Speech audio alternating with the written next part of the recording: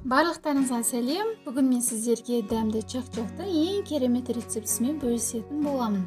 Міндетті түрде дайындап көріңіздер. Сіздерге ұнайды деген ойдамын. Чак-чактың қамырын дайындау үшін ыдысқа 5 жұмыртқаны осылай жарып аламыз.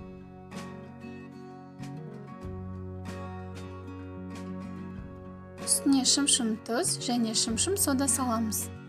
Жақсылап араластырамыз.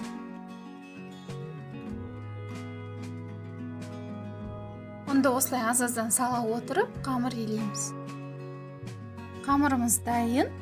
Енді қамырымыздың бетін жауып, 10-15 минутқа демалдырып қоямыз.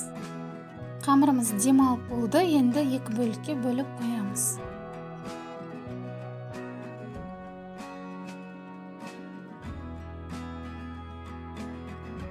Тағы да 10-15 минутқа демалдырып қоямыз.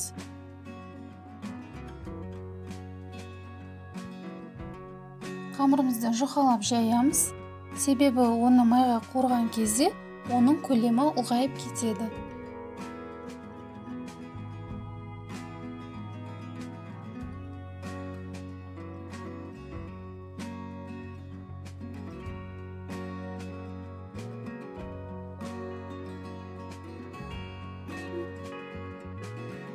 Қамырымызды осылай кесіп шығамыз. Барлығын кеспеге кескенде кесеміз. Чак-чакты қысып тұрған майда қуырамыз. Қуырған кезде араластырып тұруды ұмытпаңыздар. Сол кезде барлығы бірдей болып піседі. Балды сироп дайындайтын боламыз. Ол үшін табаға шекер салып, үстіне су қостым. Енді табиғи бал қосамын. Балдың сапасы жақсы болуы өте маңызды. Жай отта 5-6 минут қайнатамыз.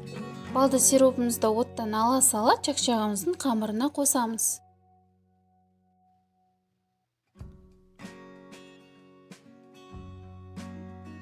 Осылай араластырып аласыздар. Үстіне мейіз, жаңғақ қостым. Сіздер қалаған қоспаларыңызды қоссаңыздар болады. Енді осылай табаға салып алам. Үйлеріңізде қандай форма бар, сол формамен жасасаңыздар болады. Осылай қолмен басып, тоңазытқышқа 2-3 сағатқа салып қоямыз. Мінеке өте дәмді чак-чагым дайын. Міндетті түрде дайындап көріңіздер. Егер видео ұнаған болса, лайк басып, жаңа видеоларды жіберіп алмас үшін қоңыраушаны басып кетеміз. Астарыңыз дәмді болсын.